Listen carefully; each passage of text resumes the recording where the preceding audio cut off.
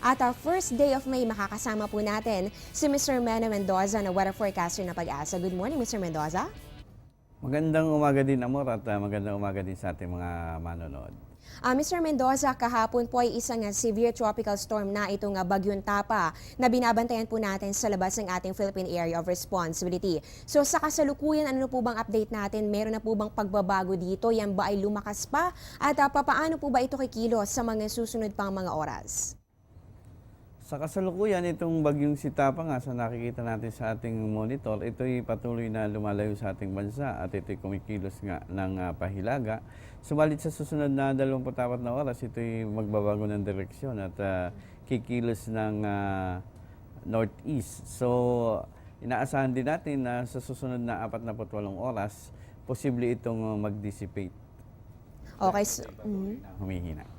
So ayan po mga kababayan, nabigyan po tayo ng ideya ni Mr. Mendoza kung saan na nga ba itong lokasyon nito pong binabantayan po natin na Bagyong Tapa na nasa labas pa naman ng ating Philippine Area of Responsibility at patuloy nga po itong lumalayo dito sa ating port. So maliit na po talaga yung chance na ito ay makaapekto pa dito sa ating bansa. At maaari rin po na sa mga susunod na oras, ito po ay magbago ng direksyon. Yan nga po mula po yan pa norte, maaari po yung gumalaw pa northeast at meron din pong posibilidad na ito ay patuloy na humina at mag-dissipate.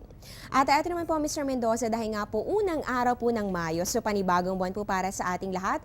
Ano po bang inaasahan natin lagay ng panahon para sa araw na ito, lalong-lalo na? At marami po sa ating mga kababayan na lalabas po ng kanilang mga tahanan para po makipagsapalaran at syempre po maghanap po ng trabaho sa malawakan job fair na gaganapin nga po yan dito sa Metro Manila. So ano po ba ang nilalaman ng ating 5 a.m. weather forecast? Para sa araw na ito, nakaka-apekto pa rin sa atin dito sa Northern Luzon, itong ridge ng high pressure area. Kaya't patuloy tayong itong ating buong kapuluan ay patuloy na makakaranas ng bahagyang maulap hanggang sa maulap na kalangitan na may pulo-pulo pa rin pag-ulan at pagkulog-pagkidlat lalo na sa dakong hapon o gabi. Asahan natin din yung dahil mainit, yung mga pag-ulan natin sa hapon, kaya doon sa mga magja-job fair, magdala na lang ng mga payong. So ibig sabihin lamang po nito magandang balita para sa ating lahat dahil nga po malaking bahagi naman ng ating bansa ay makakaranas ng magandang panahon para sa unang araw na ito ng Mayo. At nabanggit rin po ni Mr. Mendoza na posible po ang pagkakaroon natin ng mga pulo-pulong pag-ulan o pagkidlat, pagkulog, lalong-lalo na po yan pagsapit ng hapon o kaya naman ay sa gabi, kaya po para doon sa mga attend o makikiparticipate dito po yan sa mga job fair ay make sure po na meron po kayong dalang payong para po hindi po kayo maulanan kung kayo po ay uuwi pagsapit po yan ng hapon o kaya naman po kung kayo po ay gabihin mula po dito sa inyong pagpila sa paghahanap ng inyong mga trabaho.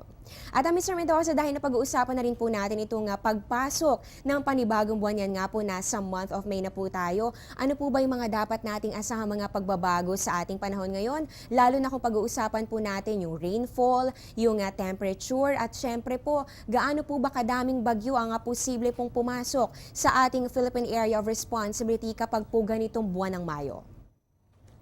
Ngayong buwan ng Mayo, asahan ta rin natin yung magiging mainit na panahon dahilan sa ating mga historical data, pinapakita na kapag buwan ng Mayo, dito natin naitala yung pinakamatataas na temperatura dito sa atin sa Pilipinas.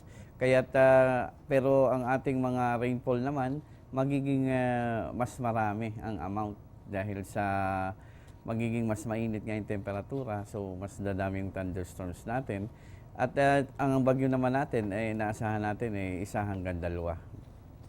So yan, nabigyan po tayo ng overview ni Mr. Mendoza sa kung ano nga ba yung mga dapat nating asahan kung pag-uusapan natin ang ating panahon kapag ganitong buwan ng Mayo. At syempre, nabanggit po ni Mr. Mendoza na magiging mas mainit pa po no, yung ating temperaturang mararamdaman kapag ganitong buwan ng Mayo. At syempre po, dahil nga po mas mainit, maaari pong mas malaki rin yung posibilidad ng pagkakaroon ng mas frequent na pagkakaroon natin ng thunderstorms. At kapag naman po pag-uusapan natin itong ating dami ng bagyo na maaari pong pumasok dito sa ating part, yan po ay maaaring isa o dalawa. So yan po patuloy po nating babantayan yan, mga pagbabago sa lagay ng ating panahon sa mga susunod pang mga araw at syempre sa susunod pang mga linggo.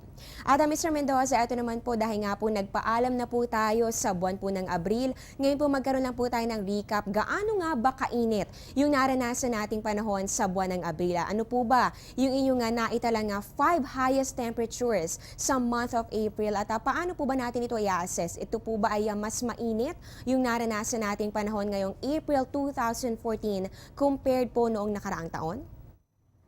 Ngayong buwan na ito, nakapagtala tayo ng mga top 5 temperature dito nga sa Tuguegarao City.